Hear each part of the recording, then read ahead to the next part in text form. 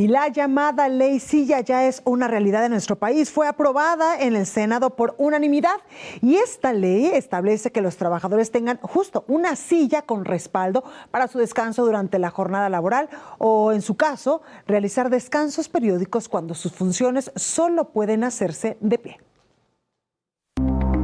El Senado de la República aprobó la llamada Ley Silla, que obliga a los empleadores a proporcionar asientos con respaldo para el descanso de los trabajadores y prohíbe que los empleados permanezcan de pie toda la jornada laboral. Legisladores coincidieron en que se trata de un gran paso en favor de los trabajadores y sobre todo para prevenir afectaciones a la salud generadas por largas horas de trabajo de pie.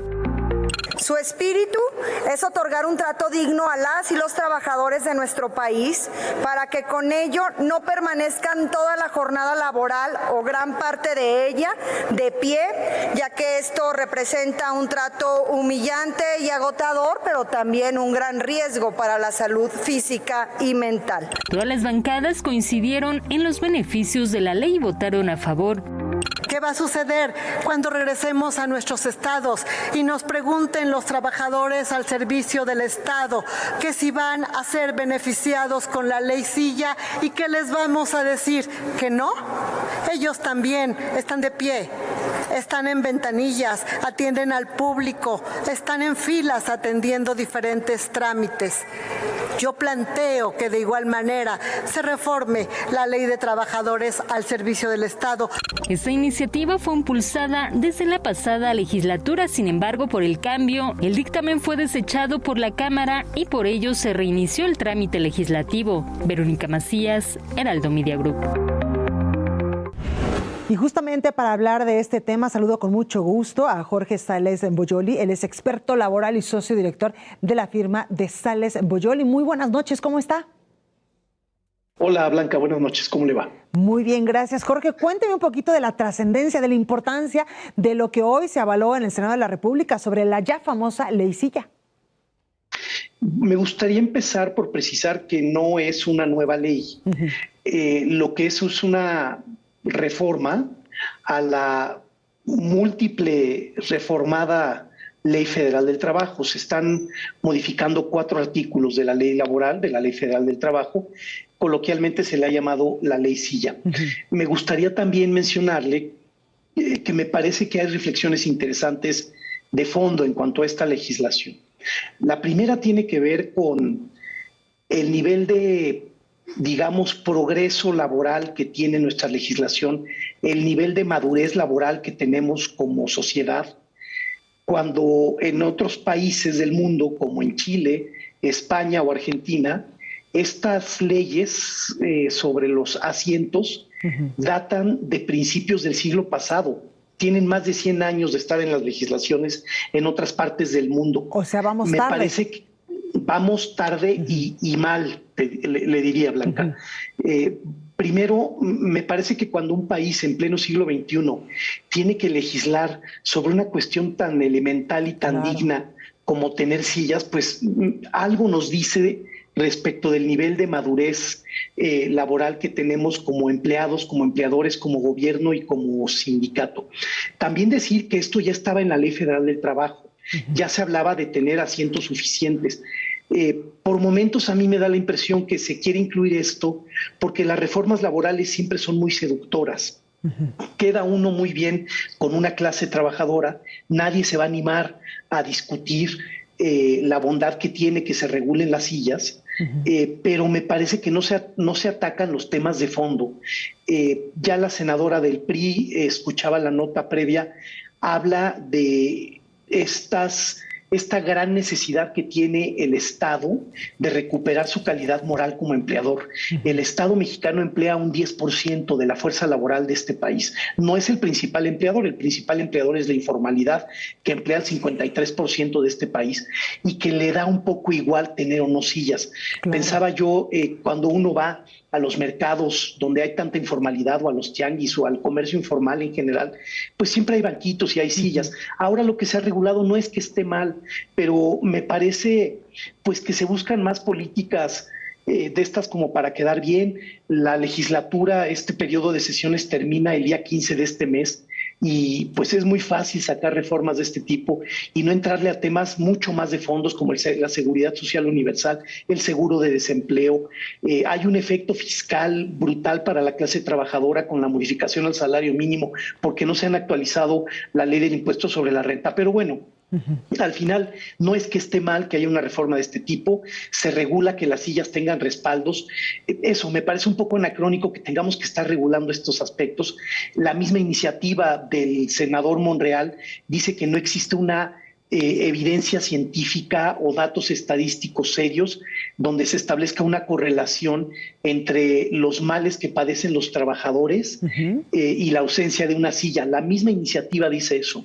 Entonces, pues es una reforma un poco empírica, positiva, pero pues eso, que tengamos que hacer obligatorio y decir en una ley que se tienen que poner sillas, me parece un retroceso en el que tendríamos que reflexionar.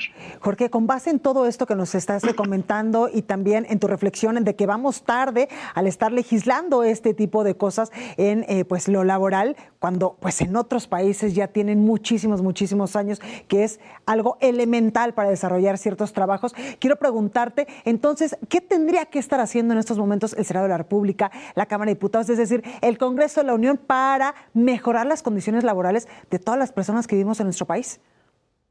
Bueno, dos reflexiones. La primera, creo que una gran asignatura pendiente que no cae necesariamente en la legislación tiene que ver con la inspección en materia laboral. Si hay una inspección lo suficientemente robusta en materia laboral, pues ahí se podría, con la ley que ya tenemos, sin necesidad de nuevas reformas, pues estar supervisando el cumplimiento de las normas laborales, que haya sillas, que haya un trato digno, que a las personas se les trate y se respeten sus derechos laborales y de humanidad y sus derechos de dignidad. Primera asignatura pendiente, la inspección del trabajo robusta, eficaz, que los empleadores se la piensen antes de siquiera plantearse omitir el cumplimiento de alguna norma. Claro. Y luego en la parte de la legislación, pues insistir en lo que decíamos, el Estado tiene que recuperar su capacidad y su calidad moral como empleador. Ha habido muchas reformas a la Ley Federal del Trabajo y los trabajadores al servicio del Estado no han tenido reformas en la ley, prácticamente ninguna en décadas. Creo que ahí también se tendría que trabajar un poco, se tendría que pensar en una renta básica universal, en un seguro del desempleo eficaz, no que los trabajadores puedan tomar dinero de su Afore, sino un verdadero seguro de desempleo. Se tendría que pensar en un nuevo pacto social en materia laboral. Y se tendría que estar pensando también en la seguridad social universal, en modificar el régimen fiscal de los trabajadores para que el impuesto sobre la renta no sea tan gravoso. En fin, creo que hay muchos temas todavía. El tema laboral es un tema muy sensible para la clase política y para los legisladores, y sí hay que reconocer que los empleadores en este país sí tienen una hipoteca social con la clase trabajadora. Lo que vimos del salario mínimo me parece que todavía dista mucho de ser un salario digno. El salario mínimo tendría que estar, Blanca, en 13,000 pesos para que alcanzara para comprar 3 canastas alimentarias, pensando en 3 miembros de una familia. En fin, creo que todavía hay mucho terreno y mucha cancha para un gran pacto social entre patrones, sindicatos, empleadores, empleados. Nos falta ver si se duplica el salario mínimo, si se reduce la jornada. Mucho trabajo en el tema laboral. Claro, has tocado un punto importante, Jorge, el anuncio del aumento del 12% al salario mínimo a partir del 1 de enero del año 2025. En los últimos años se ha aumentado en un 135%, cosa que antes no veíamos. Incluso pues también la presidenta Claudia Sheinbaum decía que pues con esto se pues derribaban estos mitos de que cuando aumentabas el salario mínimo automáticamente se aumentaba la inflación y había más despidos, es decir, pues había pues menos ofertas laborales. ¿Tú qué piensas sobre esto, Jorge? Yo creo que no le falta razón a la presidenta y que hay mucha cancha para el incremento al salario mínimo.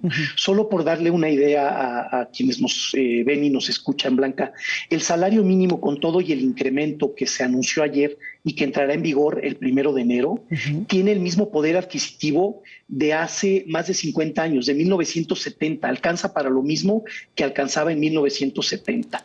Entonces, todavía hay mucho terreno que recorrer y recordar que en los 100 compromisos de campaña que hizo la presidenta, habló de un incremento al salario mínimo para que alcance para 2 canastas alimentarias. Eso significa, y media, correcto. Pero para ponernos un poco evangélicos, no solo de pan vive el hombre, hay que pensar en la canasta alimentaria y no alimentaria.